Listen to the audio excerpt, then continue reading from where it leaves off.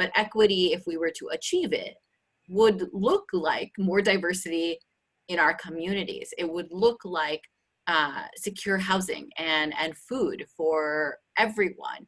It would mean that the police, if we don't defund and abolish them, but let's say they're still around in our best case scenario, it would look like their arrest and charging data is actually reflective of the population percentages in this region rather than disproportionately representing people of color and poor communities. And so this is a hard question, and I appreciate that we're starting out with it because it is so big.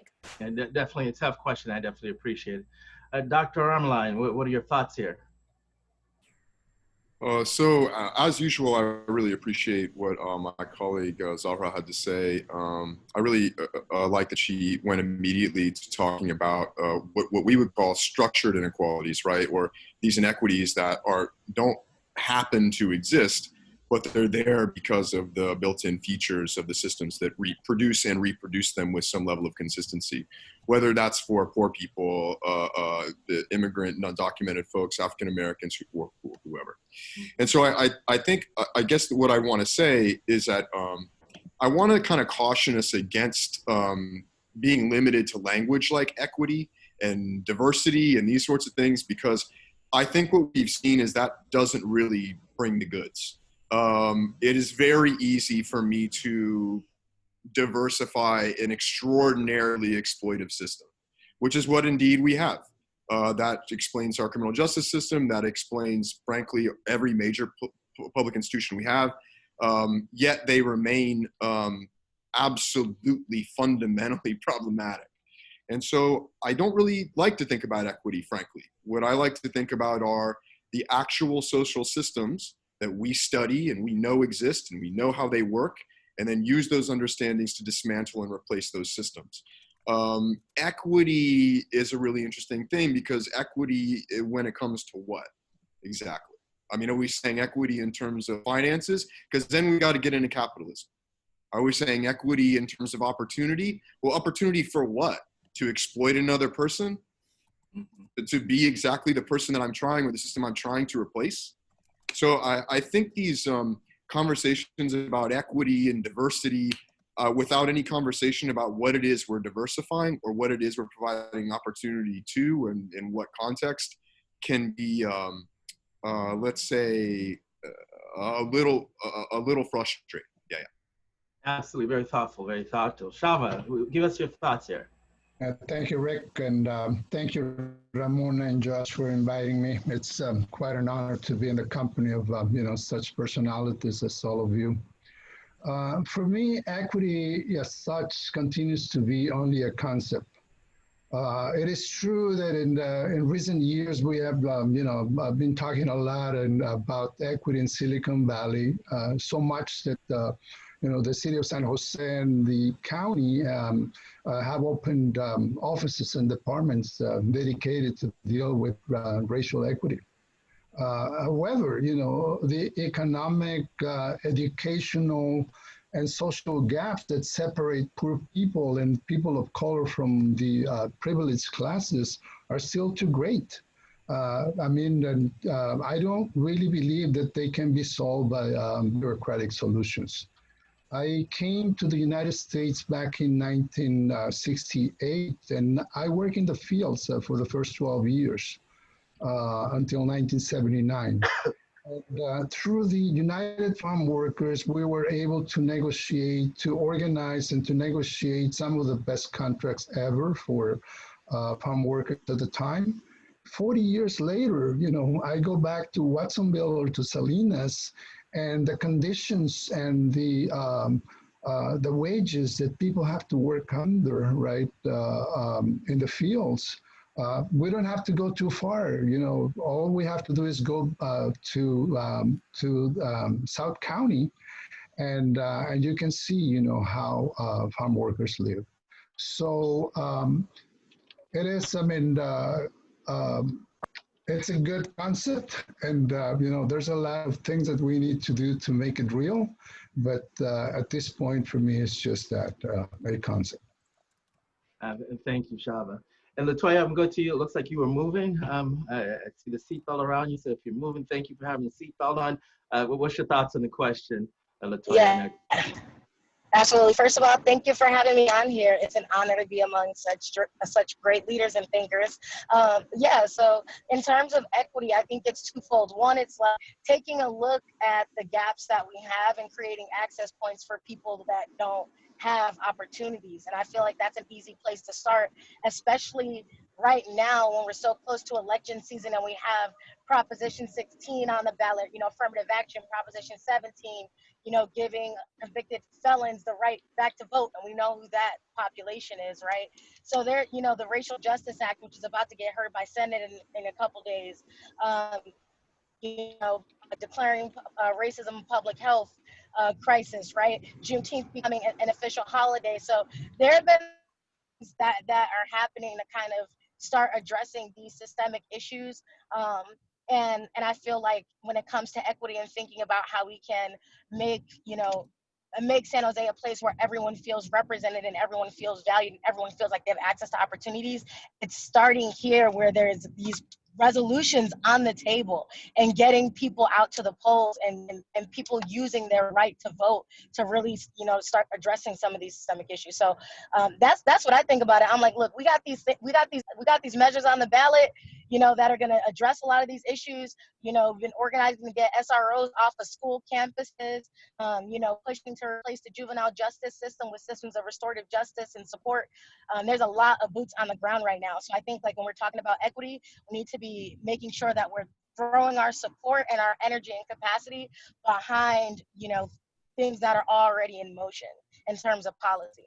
Thank you, Latoya. I'm glad that you brought that up. I was here when 209 was on the ballot under the Wilson administration. I remember the divisive nature of what it did, and look what it's resulted in. So we really do have an opportunity to put the boots back on the ground. Well, I want to go back to you for the second question. One of the things you talked about was that you can't diversify an exploitative system and basically be able to get the results that you want. So the question I have for you, what are some of your ideas or strategies on how our institutions can elevate the voices of affected people? So I should probably be responsible and answer as the director of the Human Rights Institute. So and I do appreciate the question, and it's something that we take very, very seriously as an institute. I take very seriously as a teacher, and we write about it, we talk about it, and it's a concept that we did not coin, but it's been around for a while in critical scholarship called praxis. And so that's the way we think about our work, is we as scholars engage in praxis in partnership with our students and our community stakeholders. And that's a real nerdy word to mean something actually pretty simple. And all that really means is that we partner with and listen to the people that, go figure, we actually serve as a public institution. And we accompany them in their struggles to take on social problems that we feel like it's our job to help them to understand. We play our role in that. We do our job as intellectuals, as researchers, as scholars. We help them to discover things along the way. We also listen to them and help them to shape scholarship at the same time.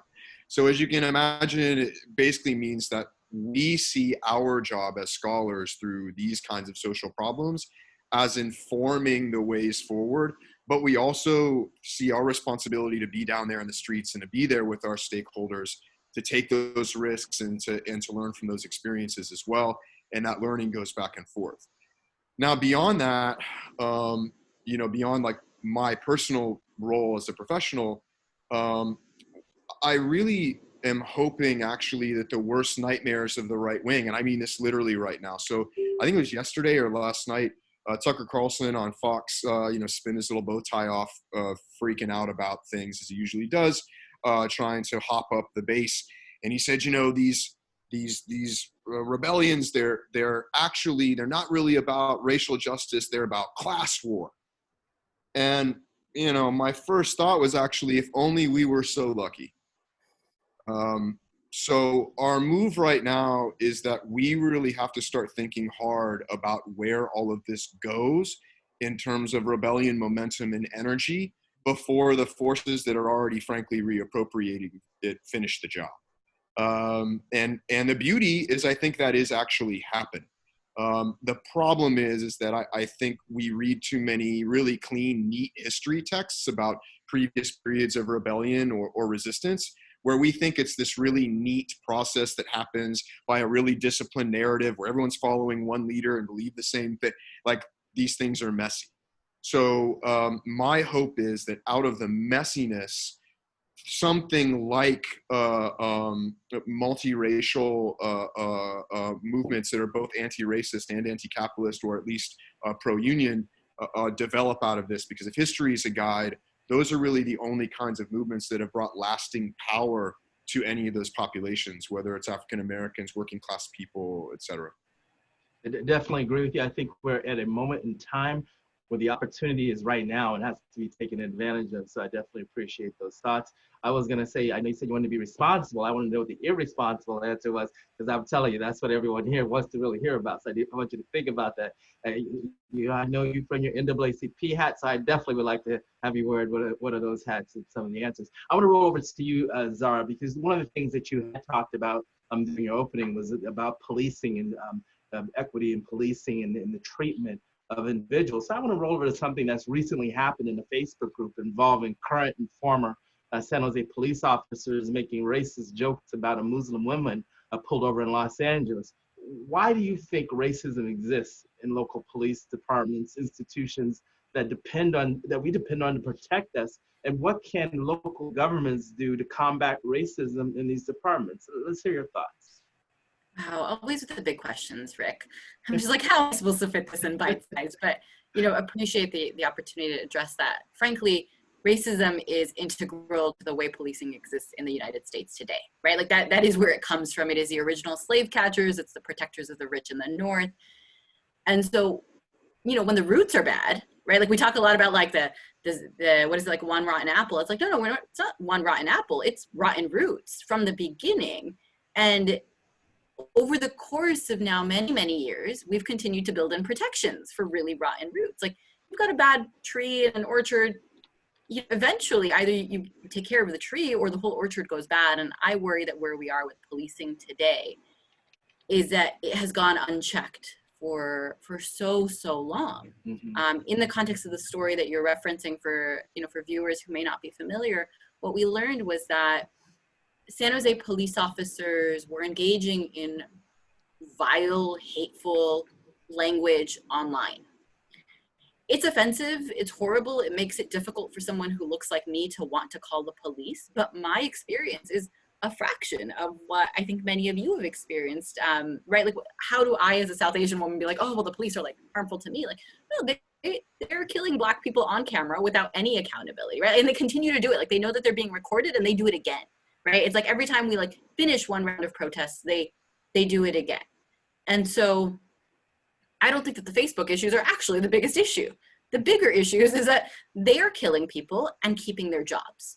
Oh, they retire. Okay, well, they earn more in retirement than I do in a couple of years, right? Mm-hmm. You can't even find out. Like, let's use actually San Jose as an example. So we wanted those officers fired. The police officer Bill of Rights makes it so that we can't get access to their HR records. Makes it so that the chief says he can't fire them without like a mediator coming in and making a mess of it. And okay, so maybe they get fired. They just get hired at another department, right? Like there is no accountability at all. And why does this fester? Because there is no accountability. What is it? There's one of these stories about one of the young officers on the George Floyd murder scene. And it's like, he's a youngish officer. It's like his second or third shift. He went in thinking he would change the force. And then he sees one of his trainers doing this, right? And then again, to bring it home to San Jose, we know that one of the people shot point blank in the George Floyd protests was someone who was doing diversity trainings for the police department. And so, again, someone does something bad, you stop it, there are consequences. And how you deliver those consequences is one thing, but right now, police are running free with a gun and a badge above the law and terrorize our communities. And until we can at least name it and then start to say, okay, we're going to take away their money, we're going to take away their power, and we're going to hold them accountable, I don't know that any of this stops.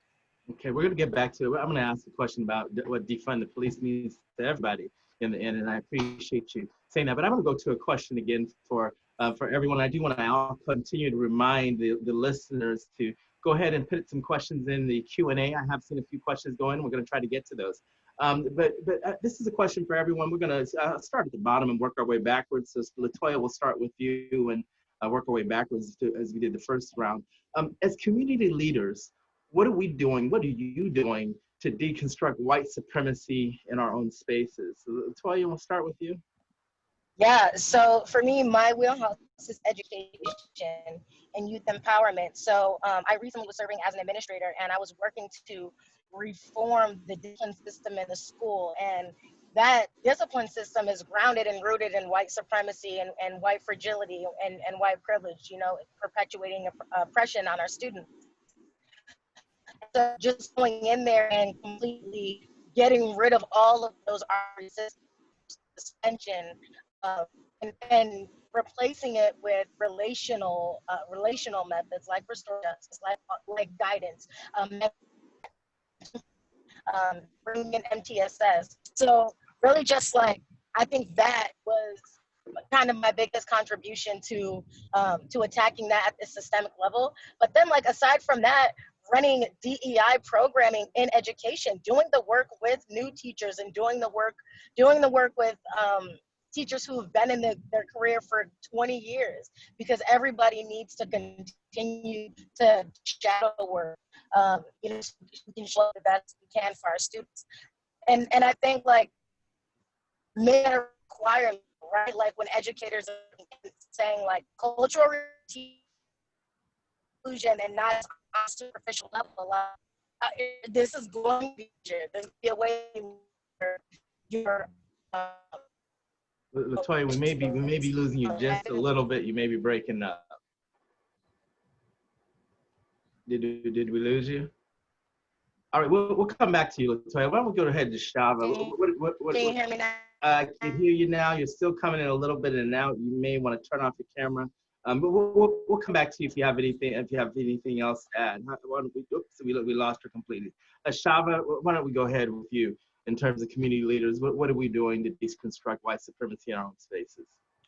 Yeah, I mean, like I was saying, I mean, the economic, educational, and social gaps that separate the working poor and people of color from the privileged classes are still too great to be solved by bureaucratic solutions. For me, you know, what we need, one of the things we need to do and to continue the struggles in which we've been involved for the last several years. You know, we have to continue to organize our communities. We have no choice. Another thing I think that we need to do is to activate and empower more young people. So we need to have replacements for, you know, people like me who are already set in ways that maybe, you know, and ideas that may be good, but are not, do not apply to the reality that we're living in this, in the present. So, so we need to continue to fight so the working poor get paid a livable wage, you know, that will allow them to live in this valley without having to work 2 or 3 jobs. You know, we need to level the playing field and repeal laws like Proposition 209. Latoya was talking about the opportunity we have with Proposition 616. You know, there's. I had a conversation with a politician a couple of weeks ago in regards to Proposition 16, and his view is that the problem is really the economic gap that we have to solve. But, you know, we're in a capitalistic society where there's always a need for poor people, people with a lot of needs who are willing to work for, you know, anything, just survive. So the economic gap is never going to be closed here, and not in a way that really will allow people to live a decent life. And so if we don't have that, then, you know, we need to at least have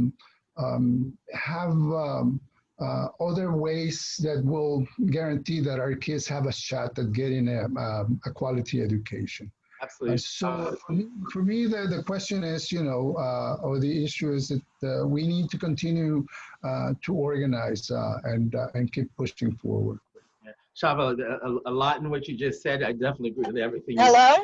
said, especially in terms of the wages and conditions and how you talked about it in your first statement, talking about you when you went back to Salinas, the wages and conditions of the farm workers was exactly the same. But Toya, we can't hear you. Great. We'll come back to you. We'll come back to you. I wanted to go ahead and go to Dr. Armeline and see if you had anything you wanted to add here. So I'll just plug a couple of specific things quickly. So we're working on we're always working on several policy projects, but I'll first of all say that we can only play our role if the organizing that's necessary happens to build power, right? So Chava's absolutely right. Like folks like us can only play our role if we're also building very real power into the communities that we work with and that we're trying to preserve and help forward.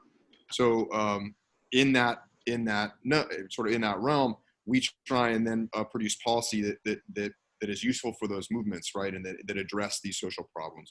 So a couple of things we're working on right now. First of all, we are also supporting the Racial Justice Act under Assemblymember Kalra, but we authored another proposal that will also be going out under Assemblymember Kalra later in the year, we think, called the CLEAR Act, and this is something also that NAACP has co-sponsored. And the CLEAR Act is actually going to be set up to, and for many people they're surprised this still has to happen, but to prohibit any law enforcement officer in the state of California from membership or any formal affiliation with fascist or white nationalist organizations of any kind, and that is a lifetime ban. This is, of course, in response to things we've known since 2006 because of FBI and other NSA reports telling us as such.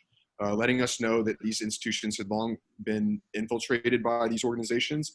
And I think now we're seeing many of the results of that. So one of the stories coming out of the most recent issues of violence coming out of Wisconsin and the rebellions, right, the young man, and I will point out that this is a child, the 17-year-old, a child who was up there with that gun and murdered those people. That in that context, him and other militia members were in full cooperation with police forces. And there is overwhelming video evidence of this here and in these protests and counter-protests all across the country. In other words, it is not a conspiracy theory to say there is considerable cooperation between far-right extremist organizations and our law enforcement agencies. And we think that needs to be explicitly confronted and addressed. Absolutely. LaToya, I wanted to go back to you to see if you're in a good place, if there's some thoughts that you wanted to finish before we go to Zara. Yeah, can you guys hear me? Yep, much better. All right, awesome. So yeah, just to add on to what I was saying is that, number one, I work within schools to reform their discipline systems to make them systems of restorative justice and resources for students. But then I also run my youth empowerment nonprofit called Youth Hype. And there, the foundation of my program is building self-confidence within students that are traditionally from marginalized communities, and then going from there and teaching them how to organize and how to be active in the community, how to take meetings with officials. Oh, Toya, I think we're losing you again. Yep, I believe that we lost it. Zara, why don't we go ahead and go to you to see if we can have you fill in on that question. Give us your thoughts. There's two things that come to mind that I want to raise up. Is that the first is, being a coming from a second generation immigrant family, among the many things we've got to do to dismantle white supremacy is start to address the aspiration towards whiteness that many of our families live through and exhibit. I always point to the example, we were in a social justice family, but we watched Cops growing up, and we just thought, like, hey, like, bad guys get in trouble, like, don't get in trouble, you won't end up on the show. And we were socialized in our public schools, which were minority majority schools at the time, even, to call 911 if we needed help, right? So deprogramming a lot of that personally and then in our community work has been really key and a priority. It's something that we think about in our messaging, knowing that for a lot of people, hearing terms, for example, like police terror and white supremacy is a bit of a leap out of their comfort zones. If they're first or second generation Arab and South Asian immigrants, that's what we're experiencing. And so having those conversations, finding who's agreeing and lifting them up, amplifying those voices has been key. And then the other part of it is making the connection, because I think the reality that many of us face is that people are busy and time is limited. And oftentimes the question that comes up is, well, why should I care about this? Like, this doesn't impact me. And so making the connection that the way in which white supremacy impacts Black people in our neighborhoods will also impact us today, tomorrow, or at some point in the future. If they can do it to our brothers and sisters, then what stops them from coming for us? And so the way I always explain it is like, it's the right thing to care about. We should be selflessly motivated to want to dismantle white supremacy. You know what? If that's not sufficient, then there's also a selfish motivation, and it's self-preservation. Absolutely, absolutely, good answer. Susan, why don't we go back to you? Any thoughts here? Yes. So as a community leader in the Japanese American community, deconstructing white supremacy has to be destroying the model minority. So the model minority strategy to divide people of color was built on the back of Japanese Americans who were being released out of the concentration camps. And so that's almost 80 years of a task that Japanese Americans and now Asian Americans have to take up constantly, because this is a strategy that is constantly being used to humiliate and vilify Black Americans and to confuse Asian Americans, and also to confuse white people and confuse everybody basically as to whether racism exists. And clearly racism exists. So I think, so for us, so the formation of the San Jose Nikkei Resistors, which is a grassroots multi-generational organization based in the San Jose, Japan, example of fighting white supremacy through defeating the model minority. The model minority, many people think, has to do with achievement, but it really has to do with political compliance. And so for Japanese Americans who were essentially really crushed by the concentration camps and subsequent actions against Japanese Americans, for us to step forward and to collectively as a community speak out in unity with other people of color and to fight on behalf of Black Americans and on behalf of Muslim Americans and on behalf of Latino Americans is fighting back against white supremacy. And I think that's a really key thing. And it's very a complex and sneaky strategy that is always trying to undermine unity. For example, for Japanese Americans, we've been doing a lot of public education on the camps for the last 40 years. And there's a pressure on Japanese Americans to look at ourselves as though we were uniquely oppressed. But I think that's a thing that it's really important for people to understand, for Japanese Americans, that we are organizing to take our place among everybody else, because we are a part of this long-term struggle against white supremacy. And the model minority strategy tries to veil that and keep us from understanding that. So that's a really important thing. And so right now, one of the big struggles within the Asian American community is the struggle over affirmative action. And so progressive Asian Americans are coming out in favor of Prop 16, and the debate is on, basically. So. Yeah, no, indeed, I've seen the debate. Just because one community, the debate is just because one community believes that others will be invited to the party, others will lose. No, we're all at the party together and succeeding together. I can tell you, I'm very much in support, as well as the NAACP is very much in support of Prop 16, the model minority. I'm happy that you spoke to that. I'm going to go ahead. We have about 14 questions that have come in from the community.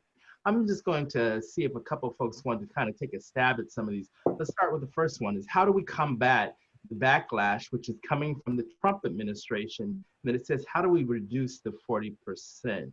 Anybody want to take a stab at that? Shava, I saw you unmuted yourself. I did. No. How do we reduce the 40%? Yeah, I'm not sure exactly what they're referring to, but in terms of the backlash, which is coming from the Trump administration, I'm assuming that I may have a real one-word answer for everybody, and that's vote. If you want to reduce backlash from the administration, to vote. Shava, anything you want to add on, or anyone else? Yeah, no, I mean,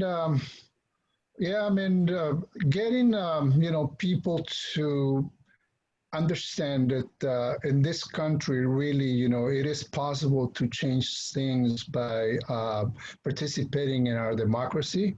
It's key, Rick. Because, I came here in 1968, I was telling you. I didn't become a citizen until 1998. So, and do you know what made me decide that I needed to become a citizen? Because for years, I worked for the Service Employees International Union, mobilizing members to support campaigns for people who were running for office. And then one night in 1998, Cindy Chavez ran for city council. And we had a crew of about 40 janitors knocking on doors and getting people out to vote. 8 o'clock, it was raining, and that election took about 2 months to be decided. The difference was 14 votes. That's when I decided that, heck, we made a difference, and I can make a difference myself if I become a citizen and acquire the right to vote. And so voting is essential for people. Getting involved in politics is something that we all need to do. Politics affect all aspects of our lives, and so that would be a way of fighting back to people like Donald Trump and other people who are just creating division and sowing hatred in our country, Rick. Absolutely, thank you. I want to go on to another question here. The question for the panel is, has race and class disparity been discussed regarding public transit in Silicon Valley? This person is asking based on two things.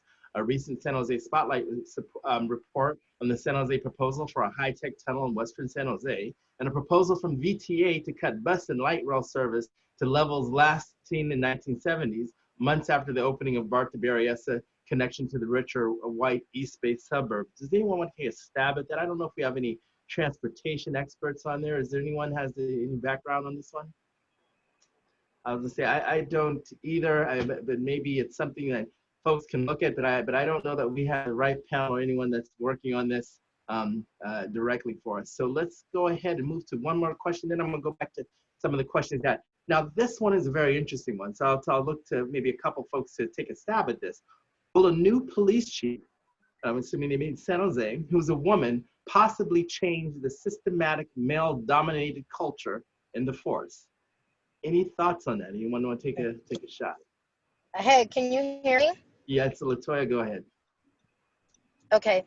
I think that it can definitely be a start to change because of representation, but I think it's going to take more than a person to change the system. So I think a woman can go into that system. However, there is going to be resistance that she's going to be met with too. So there also needs to be that the exact same autonomy given to her that would be given had it been a male that's in that position. Then we can talk about system change. Absolutely. Any other thoughts? Anyone else take a stab at that? All right, we're going to go back to another. Shava, I got a question for you here. We're currently dealing with dual crises in America and in our community. Living through a pandemic, Latinos in San Jose account for more than 53% of COVID-19 cases, but make up 25% of the city's populations. African Americans make up 3% of the city's population, but our death rate is 5%. What are some of the root causes that for Latinos and African Americans that were affected so disproportionately by the virus? What are your thoughts? I mean, Rick, for me, the main one is poverty. Poor people cannot afford to live without work. You know, especially people who don't have a status and who are not entitled to unemployment insurance or any other type of benefits. I think it was Will who was saying that, poor people don't want to go get tested because they're afraid that if they have to quarantine for 2 weeks, what are they going to do? I mean, no money is going to come to their household, and how they're going to pay the rent, and how they're going to be able to buy food for their families. And so poverty is number one. Poverty also creates situations where people have to live, in overcrowding situations. For the past 7 years, we worked with people in the neighborhood south of Tropicana, over by Story and King, Santee, and that area. And, most houses in those neighborhoods, Rick, have at least 2 up to 3 families living in the same household. And so overcrowding is a huge issue, right? Because if you have 3 different families and each of the head of household has to go out to work every night and come back and, bring, the infection back to the household, that is going to, infect everyone. And so overcrowding and poverty for me are the, which is, one is the result of the other. It's the main reason why we have such a high incidence of infections and that the Latino community, Rick. Absolutely. Poverty is definitely the thing that keeps us from getting the equity. Susan, I want to go to you. You talked a little bit about the fact in terms of what you're looking in terms of the model minority and things that we share a common cause on in the African American communities and other communities. And I know you've been vocal about solidarity between the Black and Japanese communities.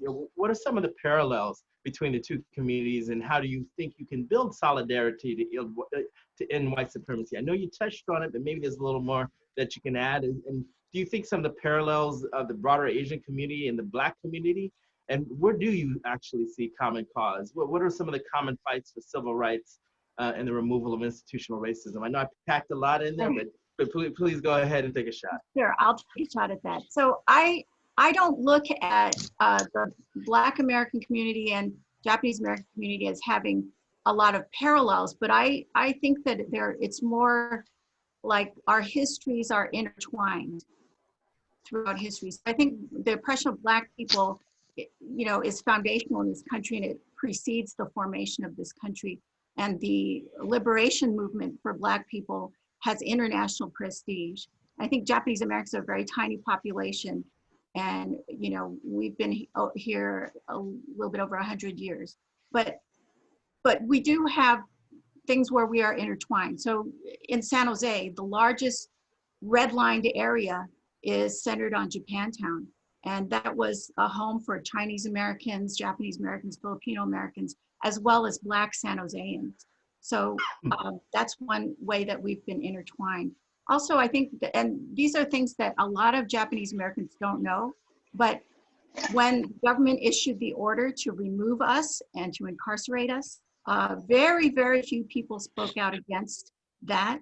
But the California Eagle, which was a Los Angeles-based Black newspaper, editorialized opposing the incarceration.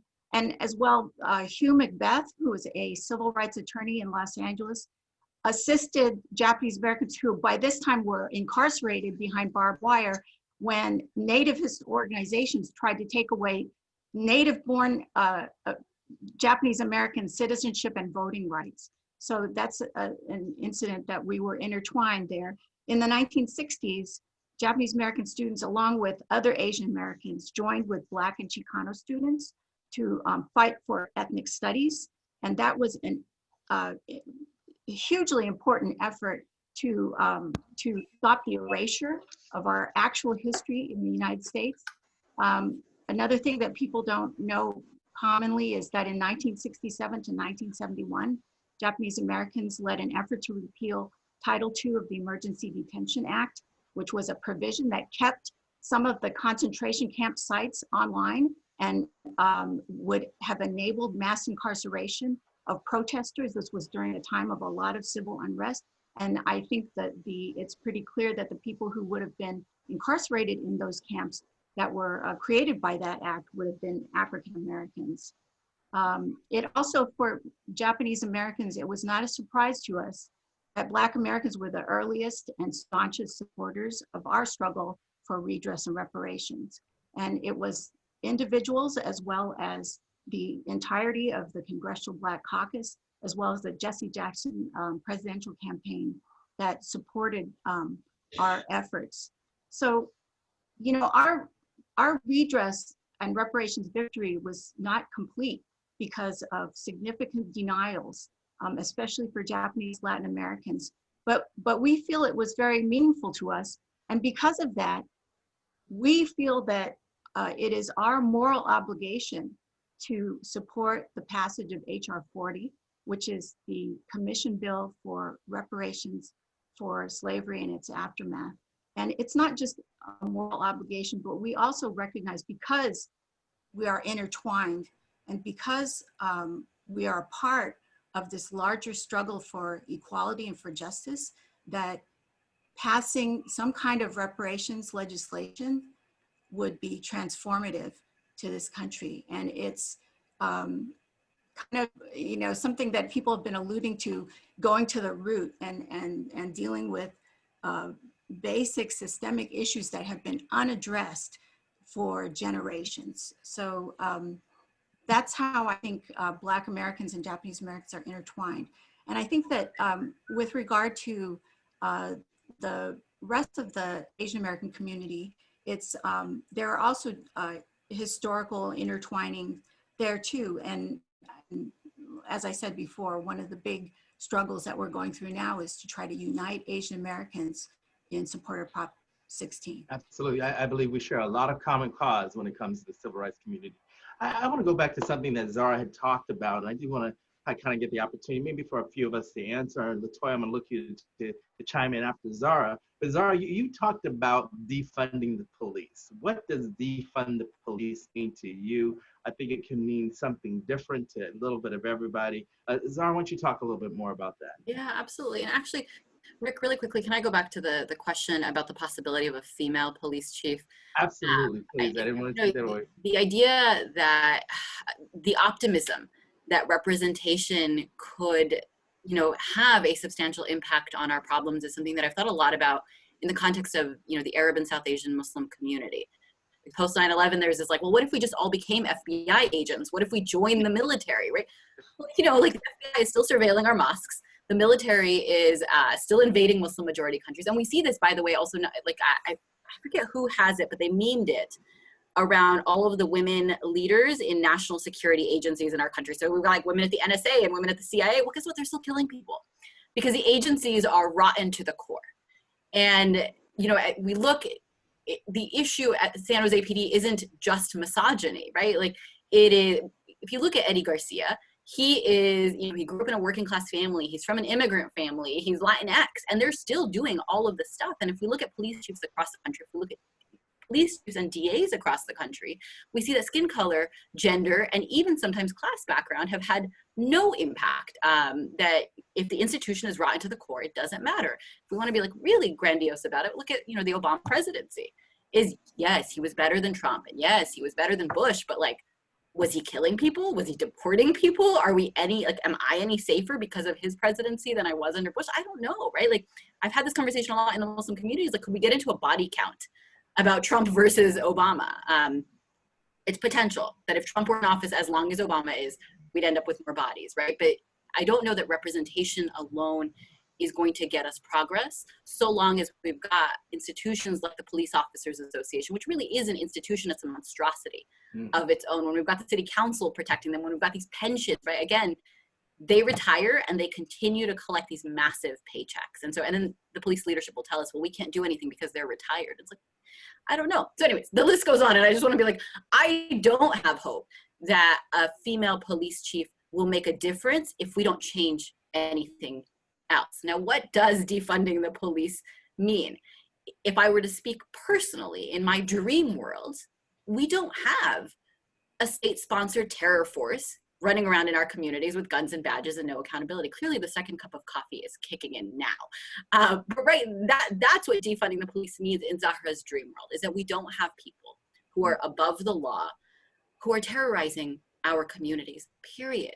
Right? We've seen over and over again that we can't call on the police to keep us safe. If anyone keeps us safe, as a person of faith, I would say God first and foremost, but then it's our communities. Now, if I'm speaking organizationally, the more responsible position, I think, as someone put it earlier, or the more moderated position, as someone put it earlier, we're looking at budget justice, right? Police budgets are oversized. We are taking money from schools, we're taking money from mental health providers, from social services, and we are asking people, again, with guns, badges, and no accountability, to do all of these other social service things that they are under-equipped, under-trained, and overpaid for. And so budget justice is a step before fully defunding the police that many of us dream about, but know is not possible in 2020 or 2021. And what it would entail is to say, we're going to slash these budgets. They should not be taking as much of the city budgets as they do. And instead, we're going to put those resources to other capacities in our communities. Again, mental health providers, social service providers, schools to start. And none of those people will have guns, and instead will be focused on building communities rather than sending people to money-making prisons. Thank you. I want to go to Latoya for that, because Latoya has done a lot for the local Black Lives Matter protest and to aim towards youth. Latoya, talk a little bit about defunding police. And after you're done, we're going to go into a quick lightning round for everybody. We've got about 25 questions. No, we'll never get there, but I do want to pitch out some questions and see if we can do 30-second answers. Latoya, go ahead. What do you think? Okay. So yeah, just real quick, want to share a little bit about some of the work we did around defund police this summer. First of all, like organizing with family members who have been directly impacted by this. You know, their family members have been killed by police officers, San Jose PD officers who still have their badges, who haven't been convicted, who basically got paid vacations after they murdered community members. And so really working directly with them to think about what are the outcomes, because when we're talking about defunding the police, and here's the misconception, people are like, you're saying get rid of the police. And it's like, no, I mean, of course, that is what we want, because let's be honest, it's a slave catching system, and slavery still exists. It's just the chains look different, right? So, yeah, of course that's what we want, but that's not what we're saying when we say defund the police. When we say defund the police, we're saying demilitarize our police. There's no reason that San Jose PD should be as a militarized force as it is. It's ridiculous. If you even look at some of the money that goes towards just some of those weapons alone, that could resolve some of the social inequity issues that we have in our community. So when we're saying defund the police, we're saying look at the budget and where you could pull from, and it doesn't necessarily mean cutting people's positions. You could actually do this without laying people off.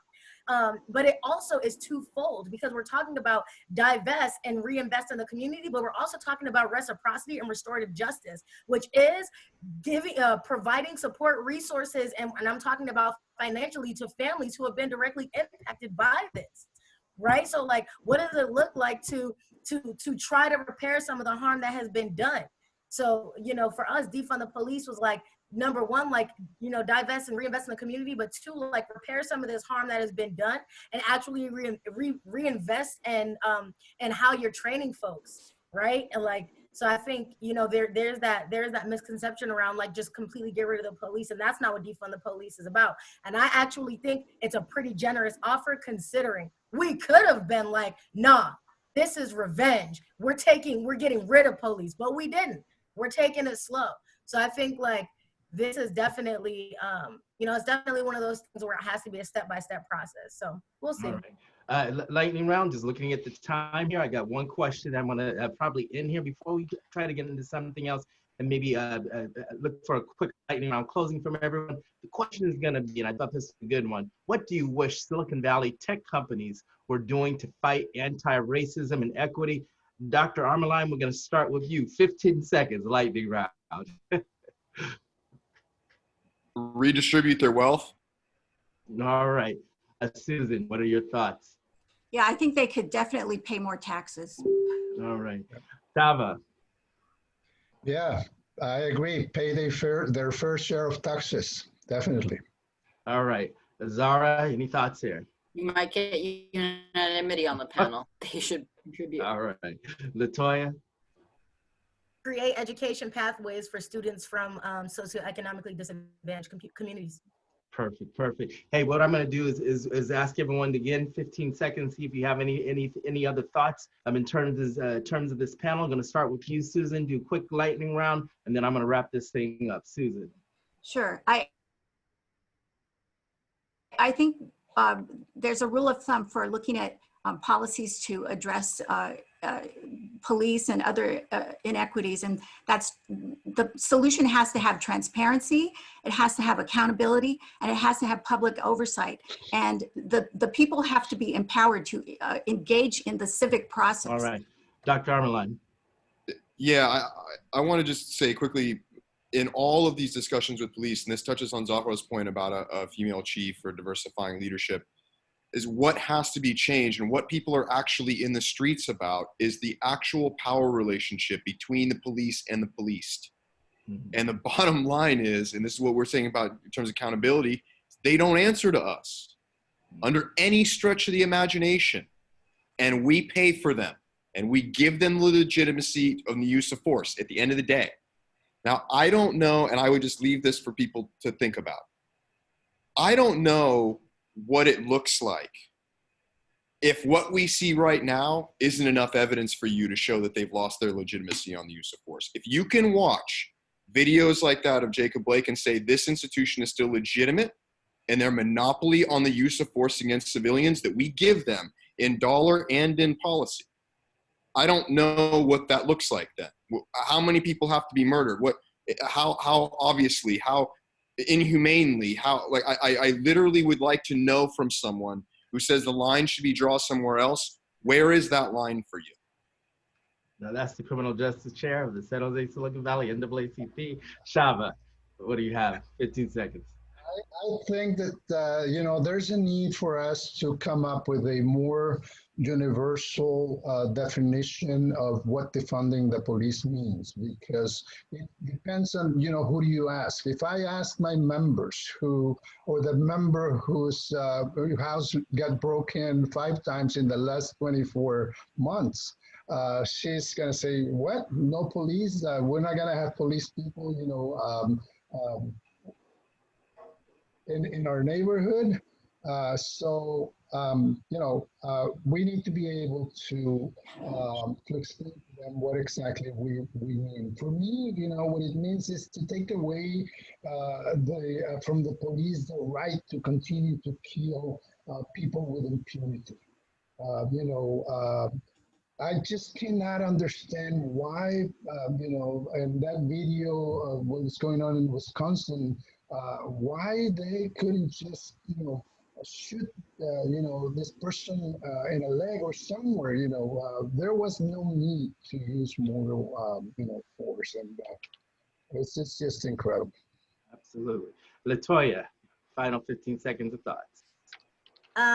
Vote yes for Prop 16. Also for Prop 17 to give convicted felons back their right to vote. The Racial Justice Act is about to get heard by Senate in a few days. Call senators. We know Bay Area, we have progressive policymakers, but we need the other side of California too. So make those phone calls, get folks to support the Racial Justice Act.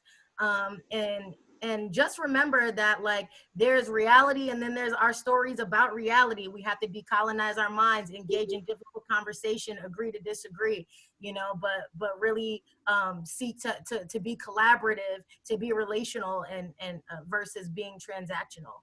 I think that then we can start to see some change when we start adopting the mindset of it takes our village to raise our community. All right, and Zara, you're going to be the caboose. You're going to be bringing up the end. What are your 15 seconds in the lightning round? This is a really long struggle. It's not going to end this week, next week, and frankly, it will continue past this legislative and election cycle. That's what it takes to get real systemic change. And so I know that my co-panelists are in this for the long run, and I hope the attendees will be as well. All right, and I want to thank the panelists. I've really enjoyed this today, and I'm going to thank everyone else that has joined us today for this important forum. Hopefully, you've enjoyed this discussion by our panelists. You know, we will have the recording of this discussion, a recap story available on the San Jose Spotlight website shortly. Before we go, I do want to take a moment to highlight an upcoming event that's going to be highlighted. It's going to be hosted by one of our sponsors, Sacred Heart Community Service. On Saturday, September 19th, Sacred Heart will be hosting their inaugural Solidarity Summit. This virtual event will be an opportunity for folks to come together to live out a vision of solidarity, a community united to end poverty. For more information, visit their website at sacredhearts.org/solidarity2020. I want to thank everybody again for tuning in, and I hope that you're enjoying the San Jose Spotlight coverage, and I'm hoping that you're also making donations to San Jose Spotlight. Thank you for joining us. Thank you.